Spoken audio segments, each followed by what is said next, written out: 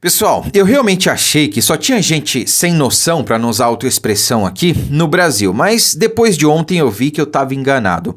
Sérgio Massa e Javier Milei vão disputar o segundo turno das eleições na Argentina. E por que eu disse que não é só no Brasil que tem gente sem noção? Porque claramente na Argentina também tem, e tem bastante, né?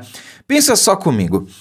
A Argentina é um país que a economia está no buraco. Nós estamos falando aí de um país cujo último ano registrou mais de 100% de inflação. Vocês têm noção do que é isso?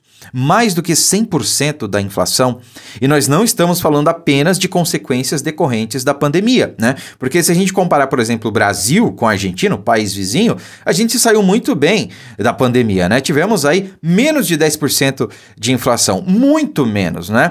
Já na Argentina, nós estamos falando de mais de 100%, tá? Resultado de uma política esquerdista, populista e que estava mais preocupado em baixar a taxa de juros do que segurar a inflação. O resultado está aí. O país está com a economia quebrada. E nós temos aí o candidato que venceu o primeiro turno das eleições presidenciais sendo o ministro da Economia. Dá para entender essa situação? Eu sinceramente não entendo, né? Então, assim, dá para ver que realmente o povo faz cagada, com perdão da expressão, em todo lugar do mundo, né? Não é só no Brasil que a gente tem gente assim, tá? Para não falar outra coisa. Eu tô me segurando aqui para não falar outra coisa. Então aqui, criminosos voltaram à cena do crime e foram aqueles mais afetados em governos anteriores aí que votaram no cidadão que ocupa a presidência hoje do Brasil. O povo argentino tá se lascando e os caras querem colocar lá o poste do atual presidente que levou o país ao abismo econômico. Vocês estão de brincadeira com a minha cara? O povo lá tá bebendo a água do Lula, o que que tá acontecendo, né? E aí leva o questionamento também, né? Será que a interferência do Lula para que o Brasil fosse determinante para que a Argentina recebesse aquele empréstimo do FMI, será que isso não auxiliou de alguma maneira no resultado do Sérgio Massa, candidato do atual presidente lá? É apenas um questionamento, né? E aí muita gente está falando também, mas o cidadão lá que está em segundo, Javier Milei, né, a gente não sabe muito bem, ele é um anarcocapitalista, defende menos Estado e tudo mais. Olha, a gente não sabe como vai ser o governo dele caso ele ganhe, né? Mas uma coisa que a gente pode afirmar com certeza é que vai ser melhor do que o atual, né? Ou melhor, vai ser diferente do atual, não vai ser igual, não vai ser no mesmo sentido. Agora, algo que a gente também pode afirmar com toda certeza é que se caso o Sérgio Massa ganhar, vai ter o mesmo direcionamento que há na gestão atual. Então realmente não dá para entender o que está acontecendo lá. Mas o fato é que o Javier Milei ainda está na disputa, está bem colado ali, a diferença foi pouca, né? Cerca de 5 pontos percentuais, e ele agora vai ter que se demonstrar um político, né? E política é a arte da articulação, é a arte da negociação. E ele vai ter que conversar agora com a terceira colocada, a Patrícia Bullrich, acho que é assim que pronuncia, né? Para tentar conquistar o eleitorado dela, né? Caso ele consiga, deve levar aí essa vitória no segundo turno, se Deus quiser, né? Então nós tivemos uma vitória da direita no Equador, tivemos uma vitória em outro país, agora não me lembro qual, também aqui na América Latina, da direita. O Trump tende a ganhar lá nos Estados Unidos e, se Deus quiser, esse é o movimento aí tendente no mundo todo, não só na América Latina, aqui no Brasil. Se Deus quiser, caso o presidente Bolsonaro não possa se candidatar, que seja alguém de direita, né? E essa é a principal diferença entre esquerda e direita aqui no Brasil. Nós temos vários nomes aí para alçar em 2026. À esquerda não tem ninguém, só tem o Lula. No máximo o poste do Haddad, que está me saindo um belo do incompetente, né? Que ele continue fazendo o que ele está fazendo. Lamentavelmente o Brasil vai ladeira abaixo, mas ele só está desgastando o nome que ele já não tem mais ainda. Essa é que é a questão, né? Então vamos aguardar agora, ver como é que o Javier Milei vai sair dessa situação. A gente vai ver a capacidade política dele, de articulação dele, e orar para que os nossos irmãos aí saiam desse buraco que o atual presidente, que a atual gestão enfiou o país, tá? Agora, falando de um assunto interessante que eu queria comentar com vocês, né? Que é o seguinte, há muito tempo a gente vem falando do ativismo judicial, da censura, da perseguição política e tudo mais, né? Então não é segredo mais para ninguém que no Brasil nós vivemos sob uma censura quase que escancarada de parte do judiciário, né? Só que isso já tornou notícia no mundo todo. Resultado, principalmente, das denúncias internacionais que principalmente os nossos parlamentares fizeram lá fora, em órgãos internacionais, né? Então, surgiu um documento, um manifesto de profissionais liberais, jornalistas, intelectuais e tudo mais, condenando os países ditatoriais mundo afora e citando nominalmente o Supremo Tribunal Federal do Brasil. Sim, meus amigos.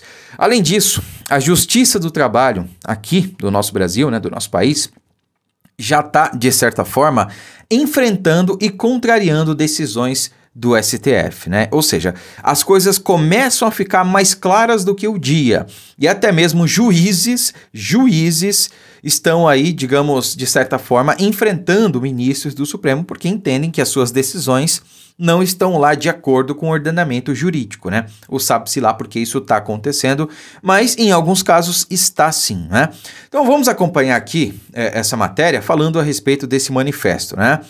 O Manifesto Internacional pede o fim da censura no mundo e cita o STF do Brasil. Então, quando a gente via, por exemplo, um senador, o Jorge Seife, né, fazendo uma denúncia sobre a censura no Brasil, numa corte interamericana, coisa do tipo, bom, o resultado está vindo agora, tá? O mundo está sabendo o que está acontecendo no Brasil. Vejam só, a censura imposta pelo Supremo Tribunal Federal do Brasil já é conhecida no mundo todo. Nesse sentido, jornalistas, artistas, escritores, ativistas, profissionais da tecnologia e acadêmicos lançaram neste sábado um manifesto pela liberdade de expressão. Vejam só, no documento afirmam que o texto é um alerta a respeito do aumento da censura internacional, que ameaça corroer normas democráticas centenárias. O texto divulgado pelos profissionais declara que alguns países e instituições realizam o chamado complexo industrial da censura. Entre eles estão, prestem bem atenção, Índia, Turquia, Alemanha e o STF, Supremo Tribunal Federal do Brasil. Percebam que o manifesto cita nominalmente alguns países, Índia, Turquia, Alemanha. Só que quando se trata do Brasil, eles não citam o Brasil, eles citam o STF. Mostrando que nesses outros países, né, pelo menos o que dá para entender aqui da interpretação do texto, é que nos outros países essa censura vem do Estado, não é? Então há, por exemplo, leis que versam sobre isso e que acabam, de certa forma, censurando a população, como é o caso, pelo menos que eu sei, da Alemanha. Tem leis lá que censuram certas questões, né, relacionadas à liberdade de expressão. Aqui no Brasil, não há lei. Não há lei que versa sobre censura. Aliás, a nossa Constituição, ela é muito clara, né? É livre o pensamento, né? Nós temos aí a liberdade de pensamento, desde que vedado o anonimato, né? Então, desde que você não cubra o seu rosto, né, não se esconda atrás de alguma coisa, você pode dar a sua opinião. E aí já há previsão legal aí dos crimes contra a honra, né, calúnia, injúria e difamação, para caso alguém cometa um crime na sua fala, possa ser identificado e responsabilizado se for o caso, né? Então, assim, a gente está vendo que o STF foi citado. Portanto, nesse documento indica que a censura no Brasil vem do STF e não do Estado brasileiro, não de alguma lei que foi aprovada e ratificada pelo Congresso Nacional, como deve ser, né? Esse deve ser o ordenamento jurídico. O grupo diz que a desinformação é um problema real, mas afirma que agências criadas para este combate estão, em realidade, criando censura aos usuários nas redes sociais. É exatamente o que está acontecendo. A expressão aberta é o pilar central de uma sociedade livre e é essencial para responsabilizar governos, empoderar grupos vulneráveis e reduzir o risco de tirania, declaram. Perfeito, né? A gente tem que se livrar dessa situação o mais rápido possível. Eu não estou me referindo especificamente ao STF, porque o problema central, e eu já falei isso várias vezes, não é o STF. Nós temos que defender a instituição STF. O que nós temos que condenar é a atitude que não está de acordo com a Constituição de alguns ministros, né, em alguns casos pontuais.